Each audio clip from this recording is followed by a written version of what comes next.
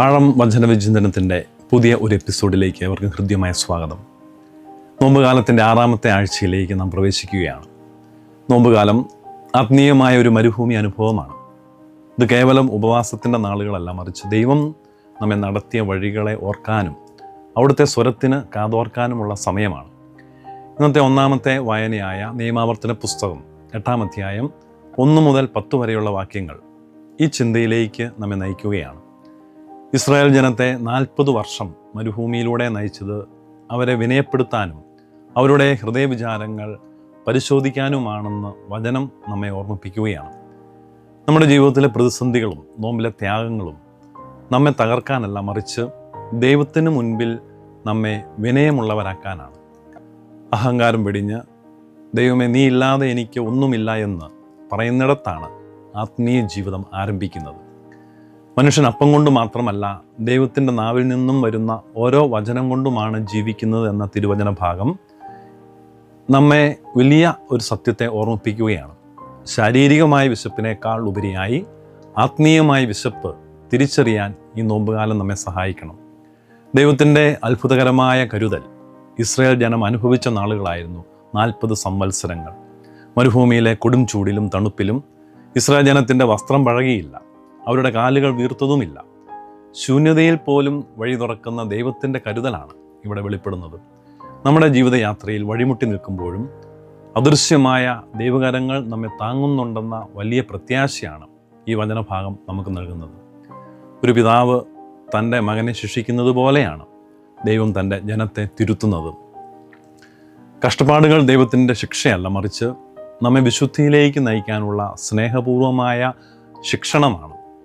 ഈ ബോധ്യം ഈ നോമ്പുകാലത്തെ കഷ്ടാനുഭവങ്ങളിലൂടെ കടന്നു പോകുമ്പോൾ ആ കഷ്ടാനുഭവങ്ങളെ പ്രത്യാശയോടെ നേരിടാൻ നമ്മെ പ്രാപ്തരാക്കും. മരുഭൂമി വാഗ്ദത്ത നാട്ടിലേക്കുള്ള വഴിതുറക്കലാണ്. അരുവികളും നീരുറവുകളും സമൃദ്ധമായ ഫലങ്ങളുമുള്ള ഒരു നാട്ടിലേക്കാണ് ദൈവം നമ്മെ നയിക്കുന്നത്. നോമ്പിൻ്റെ ത്യാഗങ്ങൾക്കൊടുവിൽ ഉത്ഥാനത്തിൻ്റെ മഹത്വമുണ്ടെന്ന സത്യം ഇത് വ്യക്തമാക്കുന്നു. ഈ നോമ്പുകാലത്ത് മരുഭൂമിയിലെ അനുഭവങ്ങളെ ഭയപ്പെടാതെ ദൈവവചനത്തെ മുറുകെ പിടിക്കാം. അവിടുത്തെ കൽപ്പനകൾ പാലിച്ചുകൊണ്ട് വിനയത്തോടെ മുന്നേറിയാൽ പാലും തേനും ഒഴുകുന്ന ആത്മീയ സമൃദ്ധിയിലേക്ക് ദൈവം നമ്മെ തീർച്ചയായും എത്തിക്കും. നോമ്പുകാലത്ത് വിശപ്പിൻ്റെ വിളിയുണ്ട്, പരീക്ഷണങ്ങളുടെ തീച്ചൂടുമുണ്ട്. എന്നാൽ അതിനെയെല്ലാം അതിജീവിക്കുന്ന അചഞ്ചലമായ വിശ്വാസത്തിൻ്റെ കരുത്തുമുണ്ട്. ഇന്നത്തെ 2ാം വായനയായ മക്കവായരുടെ 2ാം പുസ്തകം 6ാം അധ്യായത്തിൻ്റെ 18 മുതലുള്ള തിരുവചനങ്ങൾ എലയാസറിൻ്റെ രക്തസാക്ഷിത്വത്തെ നമ്മുടെ മുൻപിൽ അവതരിപ്പിക്കുകയാണ്. 90ാം വയസ്സിലും പതറാത്ത ചുവടുകളുമായി മരണത്തെ പുൽകിയ എലയാസർ നമ്മുടെ നോമ്പുകാല യാത്രയ്ക്ക് വലിയൊരു കാവലാളാണ്. മരുഭൂമിയിൽ ഇസ്രായേൽ ജനം ഈജിപ്തിലെ ഇറച്ചിച്ചട്ടികളെ ഓർത്ത് നെടുവീർപ്പെട്ടതുപോലെ എലയാസറിന് മുന്നിലും ലൗകിക സുഖങ്ങളുടെ പ്രലോഭനമുണ്ടായിരുന്നു. അവിഹിതമായ മാംസം ഭക്ഷിച്ച് ജീവൻ നിലനിർത്തണമോ അതോ ദൈവഹിതത്തിന് കീഴടങ്ങണമോ? മൃതിയേക്കാൾ ഉത്കൃഷ്ടം കീർത്തി എന്ന് കരുതിയ ആ വൃദ്ധൻ ലോകത്തിൻ്റെ മോഹങ്ങളെക്കാൾ ദൈവത്തിൻ്റെ മോചനമാണ് വലുതെന്ന് നമുക്ക് കാണിച്ചു തരും. ചങ്ങാതിമാർ അവനെ രക്ഷിക്കാൻ വേണ്ടി അഭിനയിക്കാൻ പ്രേരിപ്പിക്കുന്നുണ്ട്. എന്നാൽ തൻ്റെ വാർദ്ധക്യത്തിൻ്റെ മാന്യതയും പൂർവ്വപിതാക്കന്മാരുടെ പാരമ്പര്യവും കളങ്കപ്പെടുത്താൻ അവൻ തയ്യാറാകുന്നില്ല. നോമ്പുകാലം നാട്യങ്ങൾ അവസാനിപ്പിക്കാനുള്ള കാലമാണ്. കപടഭക്തിയുടെ മുഖം മൂടികൾ അഴിച്ചുവെച്ച് ആന്തരിക വിശുദ്ധിയുടെ ആത്മവീര്യം വീണ്ടെടുക്കാൻ എലയാസർ നമ്മെ ഉത്തേജിപ്പിക്കുകയാണ്. നോമ്പുകാല ചൈതന്യത്തിൽ ജീവിക്കുന്നതിനുള്ള ആത്മീയ ആയുധങ്ങളാണ് ഇന്നത്തെ 3ാമത്തെ വായന.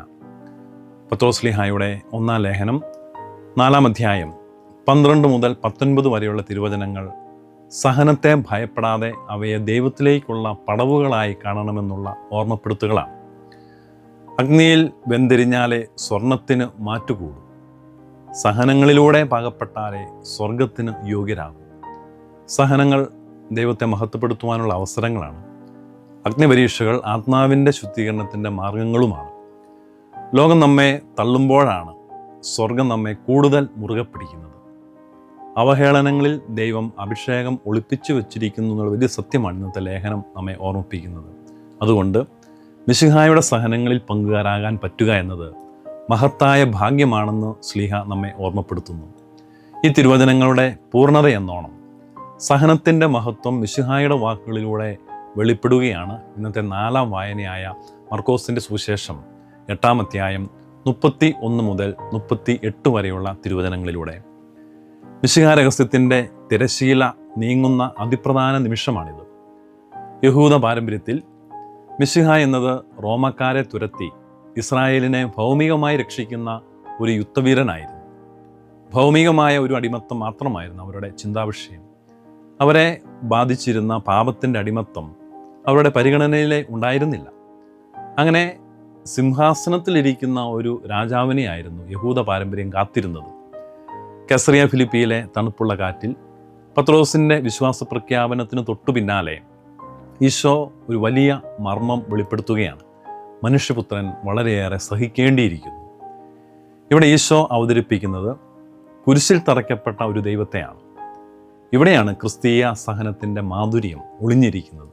സഹനം ദൈവം കൈവിട്ടതല്ല, മറിച്ച് ദൈവത്തിൻ്റെ ഇടപെടലാണ്. സുവിശേഷകൻ ഉപയോഗിക്കുന്ന സഹിക്കേണ്ടിയിരിക്കുന്നു എന്ന വാക്കിന് ആഴമേറിയ അർത്ഥങ്ങളുണ്ട്. ഇതൊരു വിധിയല്ല, മറിച്ച് പിതാവായ ദൈവത്തിൻ്റെ രക്ഷാകര പദ്ധതിയുടെ അനിവാര്യതയാണ്.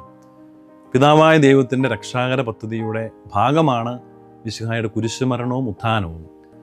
നമ്മുടെ ജീവിതത്തിലെ തകർച്ചകളെയും രോഗങ്ങളെയും ഈ വെളിച്ചത്തിൽ നമുക്ക് കാണാൻ സാധിക്കണം. നമ്മുടെ മുറിവുകൾ വെറും പാടുകളല്ല, അവ ഉത്ഥാനത്തിൻ്റെ പ്രകാശമേക്കാൻ ഒരുക്കപ്പെട്ട വാതിലുകളാണ്. കെസറിയ ഫിലിപ്പി വെറുമൊരു സ്ഥലമല്ല. ഹെർമോൺ പർവ്വതത്തിൻ്റെ താഴ്വാരത്തുള്ള ഈ പ്രദേശം അന്ന് അവിശ്വാസികളുടെയും വിജാതീയ ആരാധനകളുടെയും കേന്ദ്രമായിരുന്നു. വിജാതീയ ദൈവങ്ങളുടെ നഗരമായിരുന്നു ഈ കെസറിയ ഫിലിപ്പി. അന്നവിടെ പാൻ എന്ന ഗ്രീക്ക് ദേവൻ്റെ വലിയൊരു ഗുഹയുണ്ടായിരുന്നു. വിഗ്രഹാരാധനയുടെയും ലൗകിക ശക്തികളുടെയും നടുവിൽ നിന്നുകൊണ്ടാണ് ഈശോ ചോദിക്കുന്നത്, ഞാൻ ആരാണെന്നാണ് നിങ്ങൾ പറയുന്നത്? പത്രോസ് ഇതിന് മറുപടി പറഞ്ഞു, നീ ജീവനുള്ള ദൈവത്തിൻ്റെ പുത്രനായ മിശിഹായാണ്. ഇത് ഏറ്റു പറയുമ്പോൾ ലോകത്തിലെ സകല മിഥ്യാദൈവങ്ങൾക്കും അധികാരങ്ങൾക്കും മുകളിൽ മിശിഹായുടെ ചെങ്കോൽ ഉയരുകയായിരുന്നു. കെസറിയ ഫിലിപ്പിയിലെ ആ ഗുഹ ഗേറ്റ്സ് ഓഫ് ഹേദസ് എന്നാണ് അറിയപ്പെടുന്നത്. വലിയ ആഴമുള്ളതുകൊണ്ടാണ് ഇതിനെ പാതാളത്തിൻ്റെ വാതിൽ എന്നാണ് വിളിച്ചിരുന്നത്. അതിൻ്റെ ആഴം അളക്കാൻ ആർക്കും കഴിഞ്ഞിട്ടില്ല. ഈ പാതാളവാതിലിന് മുൻപിൽ നിന്നുകൊണ്ടാണ് ഈശോ തൻ്റെ മരണത്തെയും പീഡാനുഭവത്തെയും കുറിച്ച് പ്രവചിക്കുന്നത്. അതായത് മരണമെന്ന പാതാളവാതിൽ തന്നെ വിഴുങ്ങിയാലും 3-ാം നാൾ താൻ ഉയർത്തെഴുന്നേൽക്കുമെന്നും മഹത്വം പ്രാപിക്കുമെന്നും അവിടുന്ന് പ്രഖ്യാപിക്കുകയാണ്. കെസറിയ ഫിലിപ്പിയിലെ ആ ഗുഹയ്ക്ക് മുൻപിൽ നിന്നുകൊണ്ട് ഈശോ പീഡാനുഭവം പ്രവചിക്കുമ്പോൾ നൽകുന്ന സന്ദേശം ഇതാണ്: ലോകത്തിൻ്റെ അധികാര കേന്ദ്രങ്ങൾക്കും ഭയപ്പെടുത്തുന്ന പാതാളവാതിലുകൾക്കും മധ്യേ നിൽക്കുമ്പോഴും നാം കുരിശിനെ ഭയപ്പെടരുത്. നമ്മുടെ ജീവിതത്തിലും പലപ്പോഴും കെസറിയ ഫിലിപ്പി അനുഭവങ്ങൾ ഉണ്ടാകാറുണ്ട്. ലോകത്തിൻ്റെ ആഴമുള്ള ഗുഹകൾക്ക് മുന്നിലോ സാമ്പത്തിക തകർച്ചയുടെ പാറക്കെട്ടുകൾക്ക് മുൻപിലോ നാം നിൽക്കുമ്പോൾ ഈശോ നമ്മോട് ചോദിക്കുന്നത് ഒന്ന് മാത്രം: മകനെ, മകളെ, ഈ പ്രതിസന്ധികൾക്കിടയിലും നീ എന്നെ മിശിഹായായി കാണുന്നുണ്ടോ? എൻ്റെ കുരിശിൻ്റെ വഴി പിന്തുടരുവാൻ നിനക്ക് ധൈര്യമുണ്ടോ? കർത്താവിൻ്റെ രക്ഷാകരമായ ഈ വഴിയിൽ കർത്താവെ, ഇത് നിനക്ക് സംഭവിക്കരുതേ എന്ന് തടസ്സം പറഞ്ഞ പത്രോസിനെ ഈശോ സാത്താൻ എന്ന് വിളിച്ച് ശകാരിക്കുന്നുണ്ട്. എന്തുകൊണ്ടാണ്? സ്വന്തം ഇഷ്ടങ്ങളെക്കാൾ ദൈവഹിതത്തിന് വിധേയപ്പെടാനുള്ള ഒരു ക്ഷണമാണിത്. കാരണം മാനുഷികമായ രീതിയിൽ മാത്രമാണ് പത്രോസ് ഇവിടെ ചിന്തിക്കുന്നത്. കർത്താവിൻ്റെ വഴിയിലെ ദൈവിക പദ്ധതികളെ കാണാൻ പത്രോസിന് കഴിയുന്നില്ല. ലോകം ഇന്ന് നമുക്ക് വാഗ്ദാനം ചെയ്യുന്നത് വേദനയില്ലാത്ത സുഖങ്ങളാണ്. എന്നാൽ നോമ്പ് നമ്മെ ഒരുക്കുന്നത് രക്ഷയുടെ വഴികളിൽ തുടരാനാണ്. സഹനങ്ങളെ ഭയന്ന് ഓടി ഒളിക്കാതെ അവയെ പുണരാൻ പഠിക്കുന്നിടത്താണ് ഒരു ക്രിസ്ത്യാനി ജനിക്കുന്നത്. ലോകത്തിൻ്റെ മുൻപിൽ തോറ്റുപോയെന്ന് തോന്നുന്ന നിമിഷങ്ങളാണ് ദൈവത്തിൻ്റെ മുൻപിൽ നാം വിജയിക്കുന്നത്. എലയാസറിനെ പോലെ, പത്രോസ്ലീഹായെ പോലെ സഹനങ്ങളെ ഒരു അഗ്നിപരീക്ഷയായി കാണുക. ആ അഗ്നി നമ്മെ ദഹിപ്പിക്കാനല്ല, മറിച്ച് നമ്മിലെ മാറ്റുകൂട്ടാനാണ്. ലോകത്തിൻ്റെ പരിഹാസങ്ങൾക്കും പീഡനങ്ങൾക്കും മുൻപിൽ പതറരുത്. കാരണം നമ്മുടെ സൃഷ്ടാവ് വിശ്വസ്തനാണ്. മരുഭൂമിയിലെ ദാരിദ്ര്യം നമ്മെ തളർത്താനല്ല, മറിച്ച് ദൈവത്തിലുള്ള ആശ്രയം വർദ്ധിപ്പിക്കാനാണ്. എലയാസറിനെ പോലെ ലോകത്തിൻ്റെ ആഡംബരങ്ങൾക്കും ആയുസ്സിൻ്റെ പ്രലോഭനങ്ങൾക്കും മുൻപിൽ വിശ്വാസത്തെ പണയം വയ്ക്കാതിരിക്കാം. സഹനങ്ങളെ ഭാരമായി കാണാതെ പത്രോസ്ലീഹ പഠിപ്പിച്ചതുപോലെ നമ്മെ തങ്കമാക്കുന്ന അഗ്നിപരീക്ഷകളായി അതിനെ ഏറ്റെടുക്കാം. ലോകത്തിൻ്റെ സുഖവഴികൾ കാട്ടിത്തരുന്ന സാത്താൻ സ്വരങ്ങളെ തിരിച്ചറിഞ്ഞ് പിന്നിലേക്ക് മാറൂ എന്ന് ആജ്ഞാപിക്കാൻ നമുക്ക് കരുത്തുണ്ടാകട്ടെ. അങ്ങനെ ഈ നോമ്പുകാലം നമുക്കൊരു വഴിത്തിരിവാകട്ടെ. ഈശോ നമ്മെ ഏവരെയും സമൃദ്ധമായിട്ട് അനുഗ്രഹിക്കട്ടെ.